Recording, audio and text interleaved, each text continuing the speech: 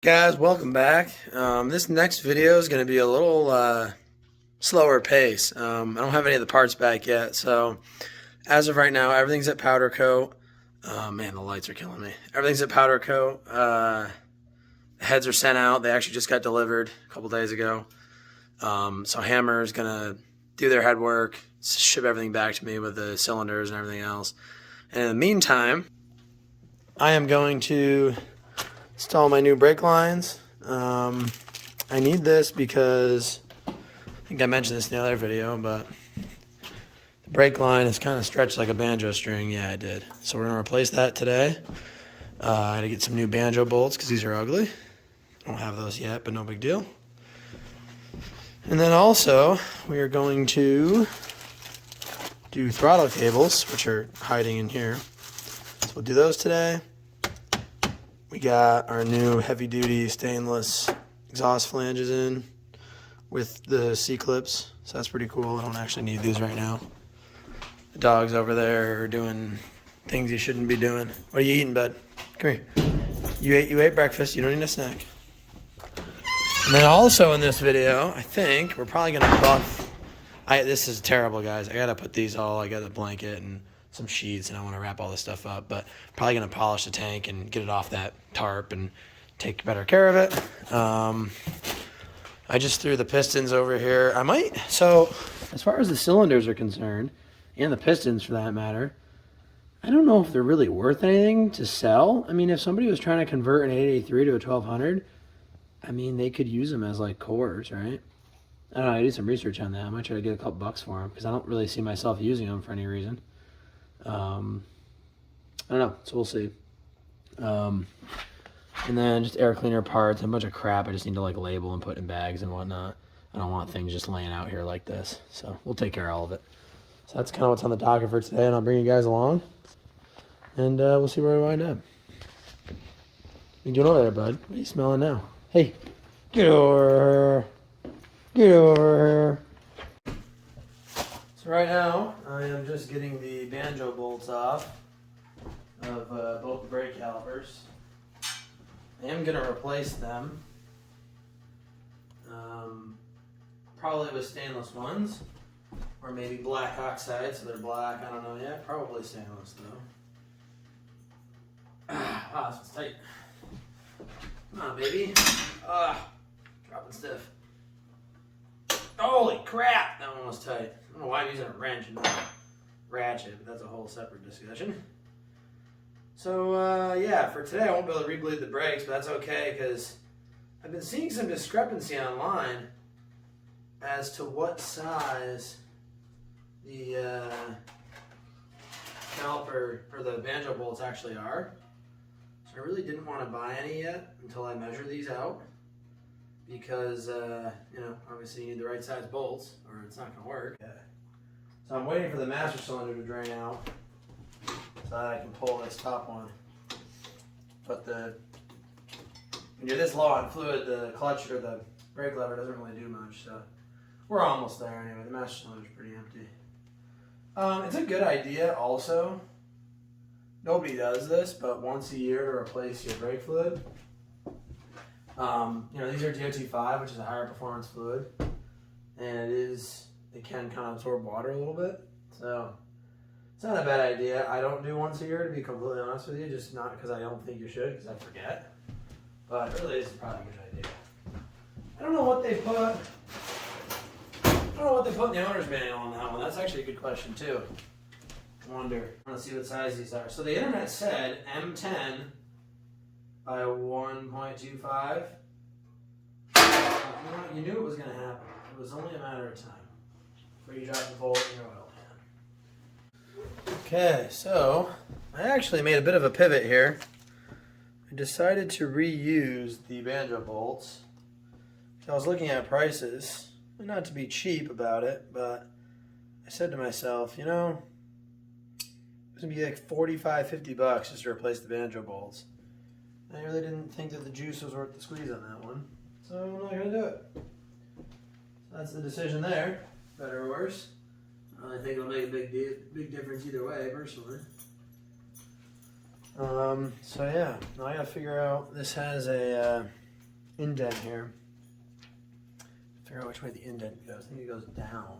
It's off camera because I was very confused, but these lines go in the sides for the brake, for the actual calipers. Okay, and that they're just kind of still stiff, but they'll go there, like that. And that bracket that I was kind of couldn't remember about. Get you a good angle here. Oh man, it's not good light either. Hang tight. All right. The bracket there, the teeth, if you want to call it that, go up like I put them. And then I'm gonna get a stainless bolt for that. It's in the mail. But anyway, then you actually come out of the front with this new kit. That gets you to the correct side of the bike. What happened was I was going on the passenger side of the, or like the driver's side of the bike, and that's not where it needs to be. So then it comes up here. I might have to bend this around a little bit to keep it away from the frame. But anyway, because of how long of a cable I got, in retrospect I would have gotten a shorter one, it does kind of cross back over. And then it comes up, kind of brought it up through the center of the trees here, and then over to the bars. Typically, you probably wouldn't cut it across like that, but it takes up the extra length. I'm probably going to go up with these bars a little bit at some point, which is why I bought a little bit long of a cable, or of a hose. So not a big deal. But anyway, yeah, that's how it works. So guys, now that the brake line's in, we're going to move on to throttle cables that I mentioned earlier.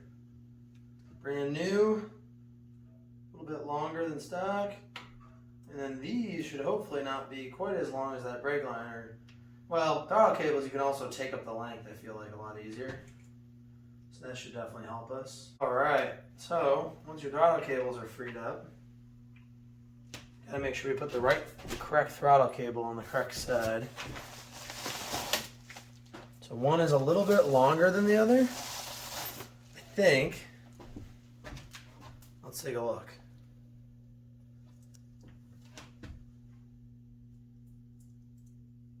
Yeah, so one is like, well, it's quite a bit longer than the other one.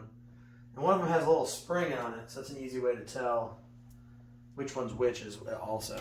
So we're gonna not worry too much about the length, because we can just use that little spring to figure out which one's which. And in this case, wow, these things are beat, guys. So we want the spring to be in the front. On the spring. These are also very nice chrome and black, like the brake lines were, same materials used basically. Alright, so we got those in there. Now I don't know if I want to run, I guess I'm not going to run the little rubber covers. These look pretty good the way they are. I'll save the rubber covers in case I want them, but this chrome is really pretty sharp. So maybe I'll just leave it like that. I can always slap it on after, so it's not really a big deal. That goes like that. This one goes like this. The new bikes are fly-by-wire, so this is some... You're only going to be doing this if you got an older motorcycle. You know, there's a certain charm in mechanical linkages and cables to drive things. There's also a certain disadvantage because, honestly, as much as people hate electronics, they're pretty darn reliable these days, and they probably, in this specific case, are absolutely more reliable than the cables, or than the cables that I have. Electricity, mechanical linkages, mechanical assemblies can very much be more reliable than electronics.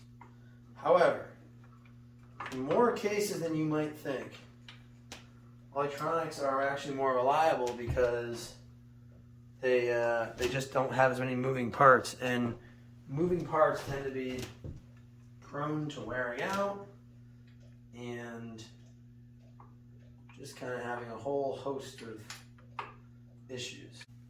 If I do everything I'm doing to the bike, you know, I hope to ride it for another 10, 15, maybe even 20 years without any major work. Gosh, it should be possible, I think.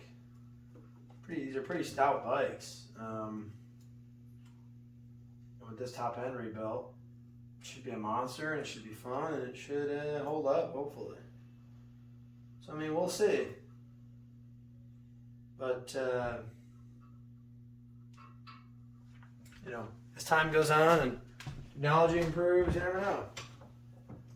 It's kind of fun, though, to pick an era to some degree and live among the positives and negatives of that era, especially if you have other vehicles that are more modern. You know, and I have access to more modern bikes, just, you know, with the demo rides and friends and all these things. So I get to try a bunch of different stuff out. And, I don't know. People like what they like. They find something they like, and then they tend to stick with it. There's something to be said for buying something and leaving it relatively stock. There definitely is. There's certain advantages. One of those, I mean, you could easily replace that thing if it got lost or stolen or whatever. So, food for thought, anyway, friends. And on that note, I think we're done for the day. Kind of got everything done that I wanted to get done. Oh, it came with new boots. Glad I found those before I threw the bags away. This bag, actually. So we'll put the new boots on and throw away the old boots. So I'm going to clean up these head bolts. You